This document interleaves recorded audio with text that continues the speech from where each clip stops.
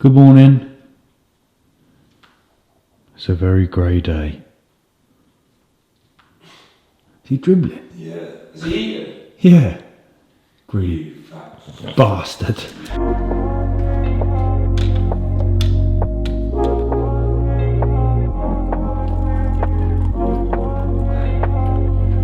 Guten Morgen. Welcome back to another full day of bulking.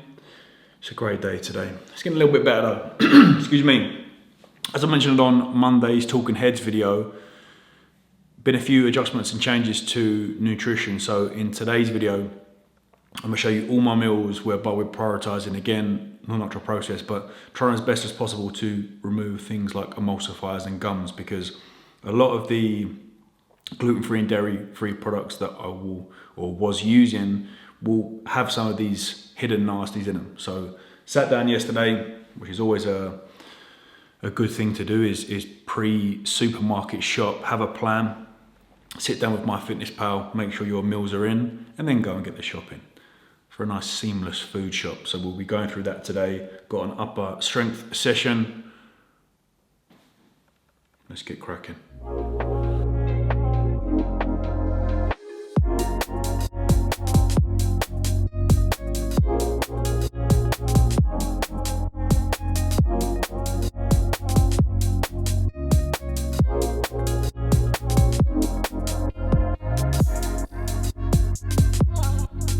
That's got to be the most grim looking shake, that.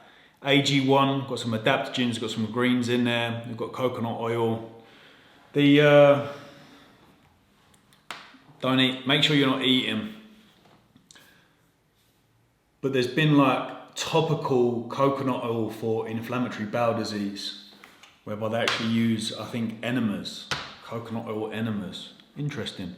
We've got coconut oil and they've got coconut kefir. So I'm going to rid of the dairy. I had a conversation with my doctor and he was like, look, certain people with IBD or colitis, Crohn's have a limit. So you may be okay with a certain amount of dairy and gluten, but once you surpass that, that's when issues kick in. Just eradicate that completely. So we've got some coconut kefir, we've got some blueberries, bananas.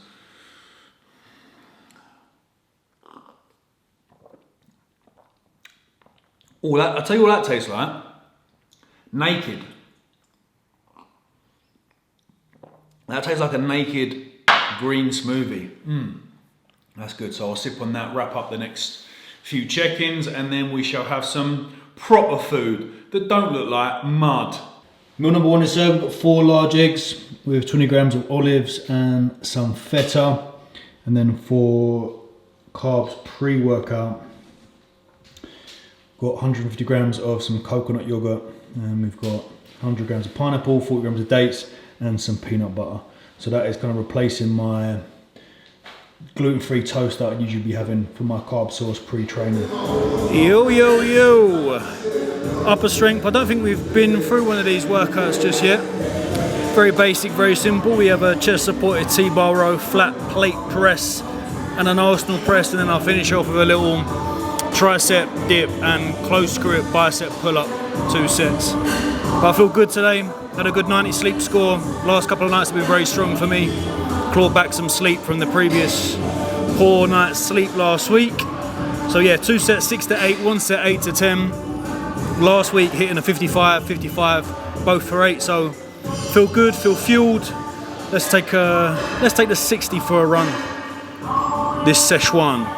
I think I'm going to have to change the grip. The handle on this is completely gone, which is annoying, and I prefer that overhand position. This ain't too bad, it's not too narrow, but that is very annoying. Like, these things happen, folks. You got to adapt, you know?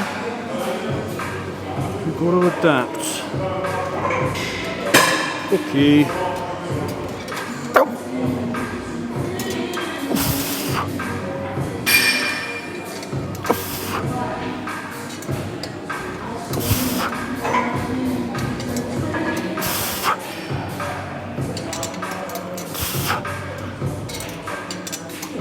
A lot heavier. Whenever I'm heavy pressing, I always prefer to do a back exercise prior. If we were doing like upper, or if we were programming an upper session, I'd always like to do my back lat pull down work or row work prior to my chest. It's something that Callum drilled into me, and I feel like the contraction that I get in my back and that level of almost stability somehow that I gain allows me for a better press. Hey, I don't know if there's any science involved, but I've always felt more competent and comfortable pressing after some form of heavy row. So flat plate press, these 3 sets stay within the same construct of 6 to 8 reps. So last week we hit a 70, a 70 and a 62.5. And I make a note at the bottom here, 10% reduction on set 3. So what I'm trying to essentially do is try and retain that level of load across all 3 sets. For me, my chest fatigues so much, it responds extremely well, very, very blessed in terms of like chest genetics almost, that it's never been an area that I've had to prioritize too much. I could probably get away with like 5 or 6 sets per week and it grows. So that's a bit of a touch, but it fatigues very, very quickly. And I noticed that in a lot of my training. So when I'm trying to ensure that there's a level of consistency throughout all 3 sets, what I'm not doing is blowing my load on the first one. So you'll be able to see last week 70 for 7. I can't really show you. This week 70 for 7. Now if I went for 75 for 7 and empty the tank a little bit too much on that first set, then the progressions in set 2 and 3 are going to become a little impacted. So I don't mind this opening top set or the first set of 3 to be the same as last week. And then if I can take a progression or additional rep on the second set, and I can take maybe a little bit of a load increase on the third set, that's a far more productive bench press session. If you can understand the logic. Last movement, this is always very taxing. 3 sets of heavy row, 3 sets of heavy pressing, and then we're also pressing here, but you get used to it. So in terms of exercise selection, if you start a training block and you're a little bit like, oh god, I'm struggling with like exercise 3 or 4, you're only gonna adapt and progressively get stronger, so don't worry about it too much.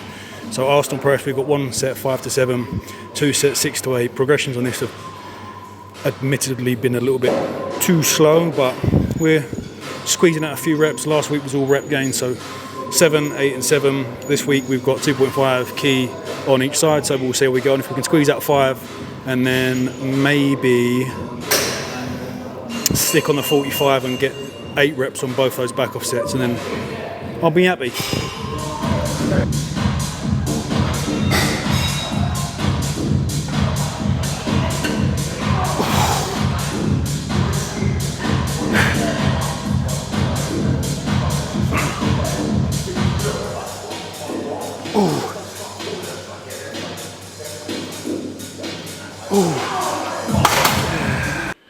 Post-workout, bowl of health as per. We have 300 grams of sweet potato, 50 grams of hummus, 20 grams of olives, got some roasted courgette and red pepper, and then we have our protein source, which is the chicken. What's the time? Yeah, bang on, 3 o'clock, probably eat again about 6 o'clock, and then that'll be me done for the day. Dinner tonight, we've got a little chickpea rice caramelized thing. If you're struggling for ideas, here's some of my favourites. Cooking books, that is. Joe Wicks. So we've got Joe Wicks, Easy and 15. That's a good one. Pinch and Nom, always very, very good.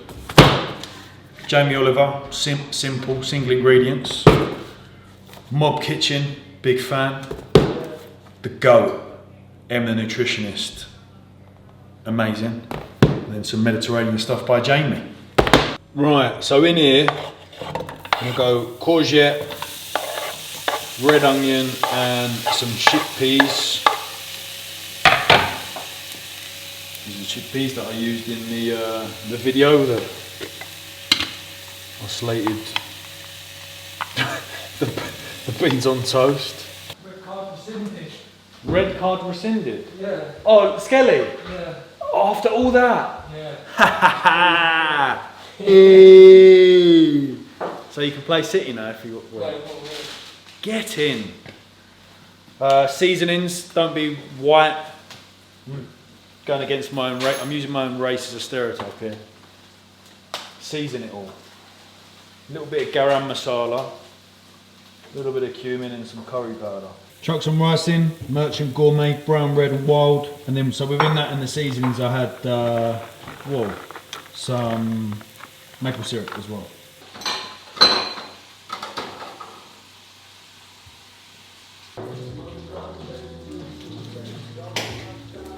Dinner is served.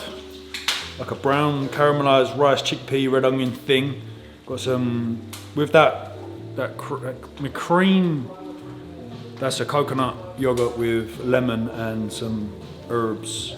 And then just the chicken with some seasoning. High fiber, high protein, beautiful. No emulsifiers, no gums, no nothing going on in there. See you in the morning. Good morning, god damn it. I feel like it's fitting to end these videos with a rant. Some of you like a rant. What should we rant about today? Should we rant about the people that are sliding food items across and pointing at it with a weird face? You must get a lot of that on the gram.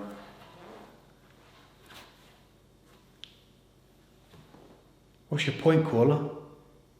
Thanks for telling me the caloric intake of a bowl of Cocoa Pops and comparing it to some sourdough and avocado. But what are we gaining here? That's dopamine addiction.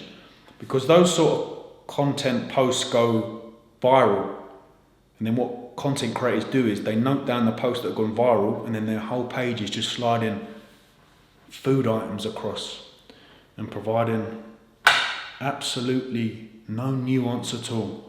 You talk about impressionable kids, up and coming, young budding in the industry. You're thinking this bloke with a very large amount of followers is comparing a 500 calorie bowl of Cocoa Pops versus some avocado on toast. Well, it's the same calories. I know what I want, the Cocoa Pops. Who wouldn't? Bloody love Cocoa Pops, they're great. But you've got to provide nuance. You have to say, yeah, look, they're the same calorie intake, but one is going to provide a very, very high spike in blood glucose that may have you crashing.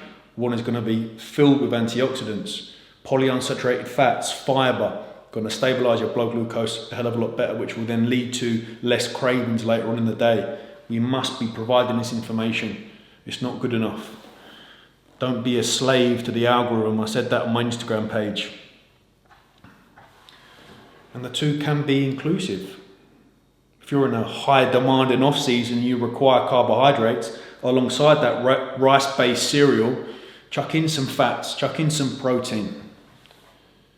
Let's not pair foods off here. Obviously, maybe a little contradictory of me because I wouldn't want too many people consuming Cocoa Pops on a daily basis, but sometimes the demand is there and it needs to be met. And that's another thing as well. Adjustments and changes in the self. I get a lot of, but Tom, you used to eat like, yeah, I did. We've spoken about this many times before. If you are an individual that takes the higher ground or gains some satisfaction because you watch a certain content creator that used to live a certain way and has made a big change in their life for the better. You used to eat like this and now you don't. Yeah, I'm matured. I'm less naive now. I was very one-dimensional, narrow-minded back then. So when I was eating this food and people were saying, maybe cut back, I'm so headstrong, I'm so determined to achieve my goal. I'm not concerned. You've got to think I'm pumping my body for the trend. Do you think I care what username 1132 has got to say about my eating habits when I'm getting bigger and getting stronger and I've got to achieve this scale weight in order for me to lose a certain amount of body fat for the show? Of course I'm not. But that is young, naive Tom. And that's all part of growth and development. So next time you see a content creator, myself or anyone for that matter, and you've seen them reposition themselves, don't gain happiness from it, because ultimately you've got to look inward. That's an issue to do with you. Get out there. Get some sun on the skin. Don't do it. No one wins here apart from you in a weird, paradoxical, backward way. But no one's ultimately winning. You're not winning. If you're gaining satisfaction from that, then there's a deeper issue that you've got to have a look at. All right, folks, that's enough from me today. I've got a psychotherapy session at 4 p.m. I'm very excited. Very excited indeed. Obviously, the psycho-cybernetics, the Gabor Mates, the Carl Jung, all of that, digging a little deeper. Dig deep. Cure me. Fix me. What went on? What happened? Why am I the way I am today? Looking forward to it. Very excited. It's all part of the process, ladies and gents. I'm going to love you and leave you. I hope you've had a lovely start to the week. I shall catch you in next Monday's Talking Heads video. Thank you. Good night. And always, mucho lavo.